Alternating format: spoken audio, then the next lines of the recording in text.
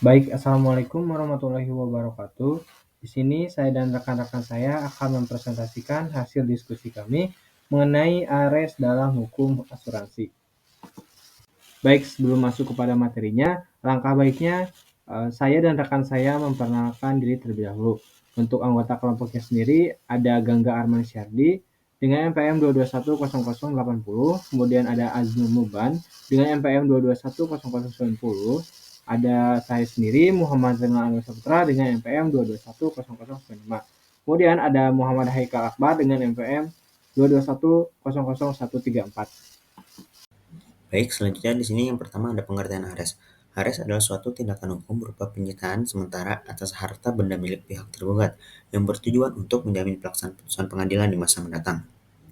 Nah, ARES ini tuh berfungsi sebagai alat perlindungan hukum agar aset yang disengketakan tidak dialihkan, dijual, atau dikuasai oleh pihak tergugat selama proses penyelesaian sengketa berlangsung. Sehingga apabila penggugat memenangkan perkara, haknya untuk memperoleh ganti rugi dapat terpenuhi secara nyata. Dalam konteks sengketa asuransi, ARES menjadi penting terutama ketika penyelesaian sengketa dilakukan melalui jalur litigasi di pengadilan, karena dapat mencegah hak pihak perusahaan asuransi mengalihkan aset yang menjadi objek klaim. Dengan demikian, ARES merupakan instrumen strategis yang memberikan kepastian hukum dan perlindungan bagi tertanggung atau pemegang polis agar hak-haknya tetap terjaga selama proses hukum berlangsung. Fungsi ARES ini menunjukkan bagaimana hukum memberikan mekanisme untuk menjaga keseimbangan antara kepentingan para pihak dalam kontrak asuransi, khususnya dalam menghadapi risiko ketidakpastian dan potensi kerugian yang menjadi inti dari hubungan asuransi.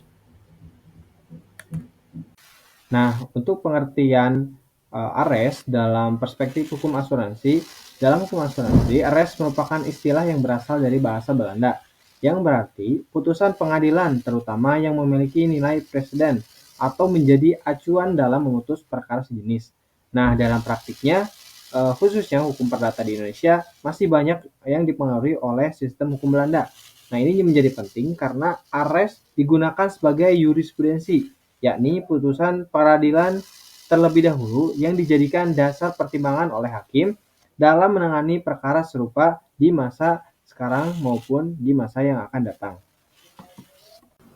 Peranan ARES dalam hukum asuransi. Peran ARES dalam konteks hukum asuransi sangat signifikan, terutama jika dilihat dari putusan Hoogland, Mahkamah Agung Belanda. ARES berfungsi sebagai sumber hukum yang mengikat dan menjadi rujukan utama dalam menafsirkan serta mengembangkan prinsip-prinsip hukum asuransi. Putusan Hoogland seringkali menjadi landasan bagi pembentukan jurisprudensi yang konsisten dan dapat dijadikan pedoman oleh hakim, praktisi hukum, maupun para pihak yang terlibat dalam sengketa asuransi. Dalam hukum asuransi, ARES dari Hoogland berperan untuk memberikan kepastian hukum, terutama dalam hal penafsiran klausul-klausul polis, kewajiban para pihak, penanggung dan tertanggung, serta penyelesaian sengketa.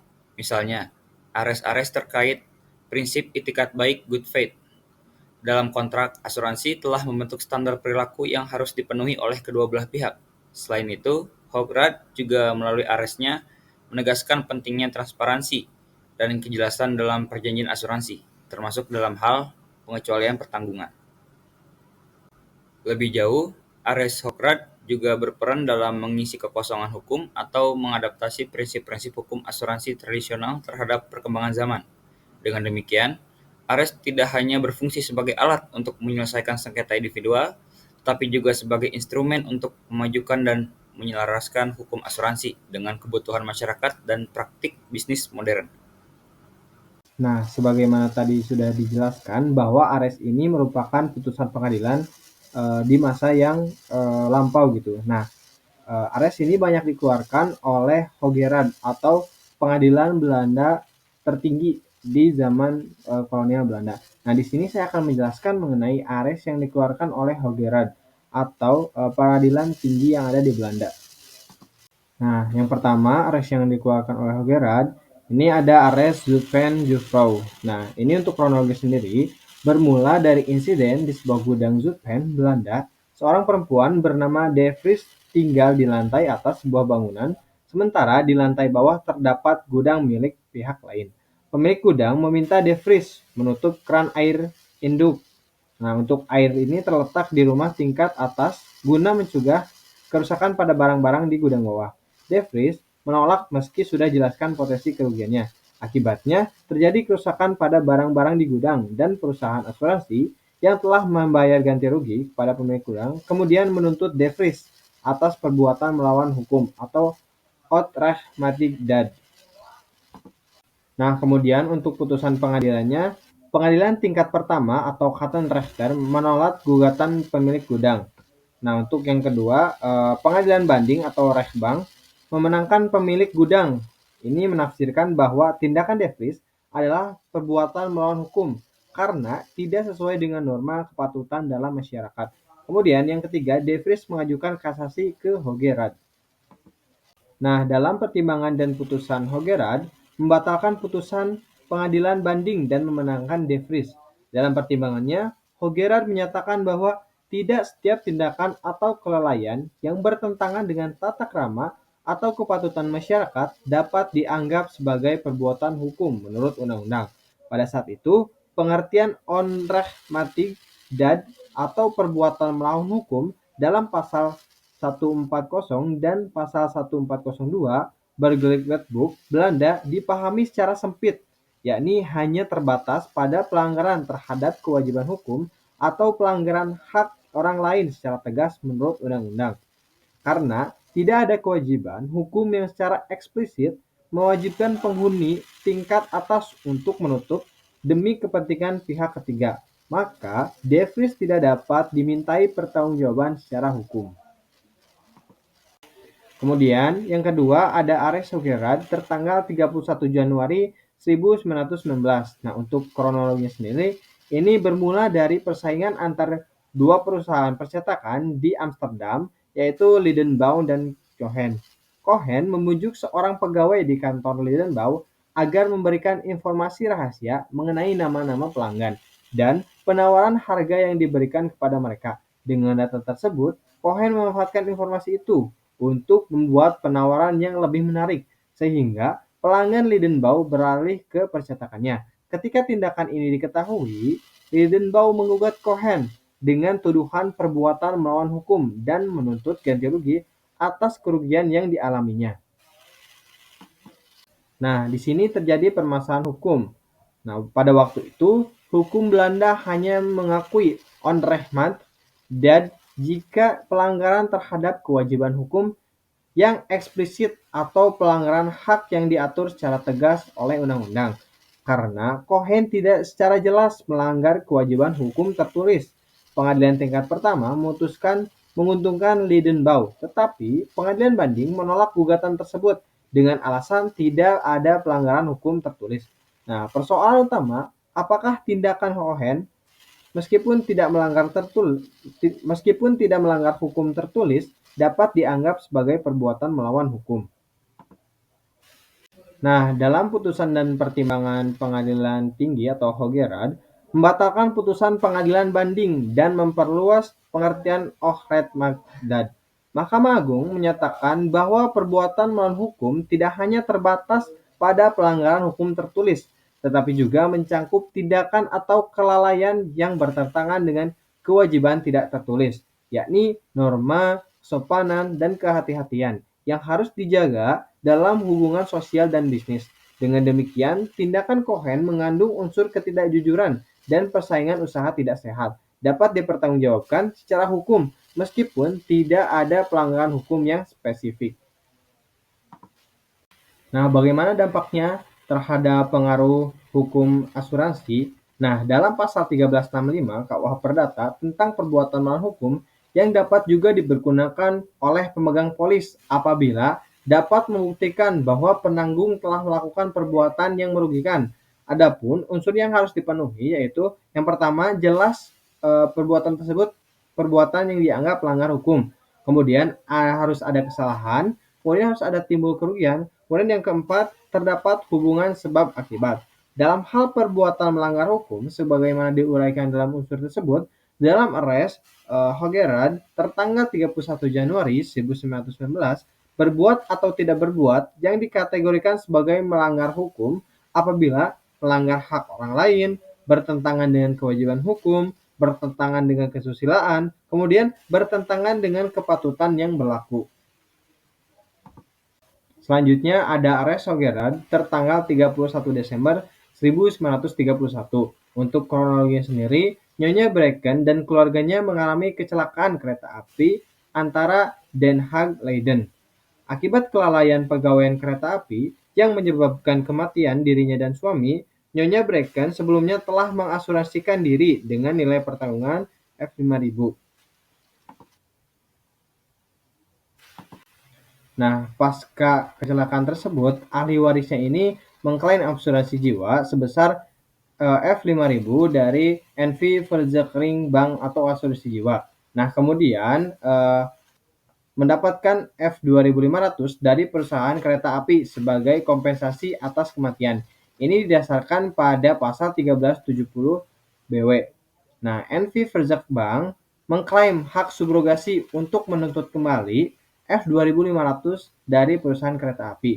Nah, dalam putusan dan pertimbangan Hoggerad memutuskan bahwa tidak ada hak subrogasi dalam asuransi jiwa karena asuransi jiwa adalah perjanjian pembayaran sejumlah uang tertentu yang tidak terikat langsung pada kerugian yang dialami.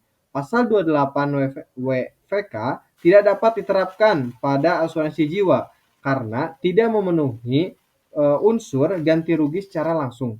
Hak subrogasi hanya berlaku pada asuransi kerugian atau menggunakan prinsip indemnity, bukan pada asuransi jiwa yang bersifat pembayaran tetap. Nah, jika melihat dari putusan tersebut, berarti subrogasi tidak berlaku dalam asuransi jiwa karena pembayaran bersifat tetap dan tidak terikat langsung dengan besarnya kerugian. Hal ini didukung oleh pandangan dari buku Incident Assurance dan Doherty Mays.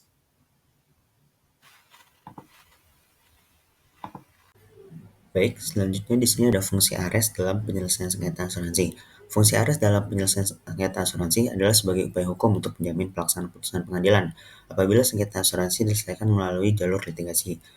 Nah, dalam hal ini ARES berupa penyitaan sementara terhadap aset milik pihak tergugat, misalnya perusahaan asuransi, bertujuan agar aset tersebut tidak dialihkan atau dijual selama proses hukum berlangsung. Sehingga apabila penggugat atau tertanggung memenangkan perkara, haknya untuk memperoleh ganti rugi dapat benar-benar terpenuhi. Meskipun mekanisme utama penyelesaian sengketa asuransi Indonesia lebih baik ditempuh melalui jalur non-litigasi seperti mediasi, adjudikasi atau arbitrase di Badan Mediasi dan Arbitrase Asuransi Indonesia, serta melalui fasilitasi Otoritas Jasa Keuangan (OJK). Selanjutnya, fungsi ARES tetap relevan pada kasus-kasus yang berlanjut pengadilan. Dengan demikian, ARES berperan sebagai instrumen perlindungan hukum bagi pemegang polis agar hak-haknya tetap terjamin selama proses penyelesaian sengketa berlangsung. Kemudian, walaupun tidak menjadi bagian utama dari mekanisme penyelesaian sengketa asuransi, ARES dapat berfungsi sebagai berikut. Yang pertama, menjamin eksekusi putusan. Jika sengketa asuransi berlanjut ke pengadilan atau litigasi, pihak yang merasa dirugikan, misal pemegang polis, dapat mengajukan permohonan ARES ke pengadilan agar aset milik perusahaan asuransi disita sementara. Tujuannya adalah memastikan bahwa jika gugatan dikabulkan, aset tersebut masih tersedia untuk memenuhi hak, kemudian mencegah pengalihan aset. Dengan adanya ARES, tergugat misalnya perusahaan asuransi tidak dapat mengalihkan atau menjual aset yang disita hingga ada putusan berkekuatan hukum tetap, sehingga hak pemegang polis lebih terlindungi. Kemudian ada alat tekanan hukum. Adanya ARES bisa menjadi tekanan hukum agar pihak tergugat lebih kooperatif dalam proses penyelesaian sengketa, baik dalam mediasi, adjudikasi, arbitrase maupun pengadilan. Perbuatan melawan hukum dalam asuransi terjadi ketika pihak ketiga menyebabkan kerugian pada tertanggung yang dapat berdampak pada klaim asuransi. Berdasarkan pasal 1365 KUH Perdata, setiap perbuatan yang melanggar hukum dan menyebabkan kerugian pada orang lain mewajibkan pelaku untuk memberikan ganti rugi. Unsur-unsur PMH meliputi adanya perbuatan melawan hukum yang melanggar undang-undang, kepatutan, atau hak orang lain. Kesalahan yang dilakukan dengan sengaja atau karena kelalaian, kerugian yang dialami pihak tertanggung, baik material maupun imaterial, dan hubungan sebab akibat antara perbuatan melawan hukum dan kerugian yang timbul. Menimbang peran strategis ARES dalam sengketa asuransi, jelas bahwa ARES bukan sekadar tindakan hukum teknis, melainkan memainkan peran strategis dalam menjamin efektivitas penyelesaian sengketa dalam bidang asuransi. Ketika hubungan kontraktual antara tertanggung dan penanggung memasuki ranah sengketa, terutama di jalur litigasi, posisi hukum para pihak menjadi sangat ditentukan oleh adanya jaminan terhadap aset yang disengketakan. Berarti dalam praktiknya, tertanggung seringkali berada dalam posisi lebih rentan secara ekonomi maupun informasi. Disinilah Ares berfungsi sebagai alat penyeimbang, memungkinkan hak-hak pemegang polis untuk tetap terlindungi dari potensi manipulasi atau pengalihan aset yang dilakukan secara sepihak. Yang dilakukan oleh secara pihak itu oleh perusahaan asuransi. Mekanisme ini memperkuat daya guna proses litigasi dan menjadi jembatan penting antara klaim yang sah dan dengan kepastian pelaksanaan. Urgensi Ares dalam menjawab tantangan hukum asuransi modern. Di tengah kompleksitas hubungan hukum dalam kontrak asuransi, terutama pada sengketa yang menyangkut nilai kerugian besar, tindakan Ares menjadi semakin relevan. Sengketa asuransi ini juga seringkali tidak hanya melibatkan soal interpretasi kontrak, tetapi juga berkaitan erat dengan aspek eksekusi putusan dan perlindungan aset. Disinilah peran Ares menjadi sangat vital. Dalam praktik litigasi, tidak jarang pihak tergugat dalam hal-hal ini perusahaan asuransi menggunakan celah hukum atau kelemahan sistem untuk menghindari pelaksanaan putusan, baik dengan cara mengalihkan aset, membubarkan perusahaan, atau bahkan memindahkan dana ke yurisdiksi lain. Tanpa tindakan hukum seperti Ares, proses litigasi yang panjang dan malah berisiko menjadi sia-sia bagi pihak yang menang. Kesimpulan fungsi Ares dalam penyelesaian sengketa asuransi. Yang pertama, fungsi Ares dalam sengketa asuransi adalah sebagai upaya hukum untuk menjamin pelaksanaan putusan pengadilan, khususnya jika penyelesaian sengketa dilakukan melalui jalur litigasi di pengadilan negeri. Kedua, Ares tidak digunakan dalam mekanisme penyelesaian litigasi seperti mediasi di BMAI, penyelesaian internal perusahaan asuransi, atau fasilitas OJK. Ketiga, pengajuan Ares dapat melindungi kepentingan pemegang polis agar aset perusahaan asuransi tetap tersedia untuk memenuhi haknya jika gugatan dikabulkan di pengadilan. Baik, sekian terima kasih dari kelompok kami. Apabila jika ada pertanyaan, silakan ditanyakan dan kami akan menjawabnya sebaik mungkin.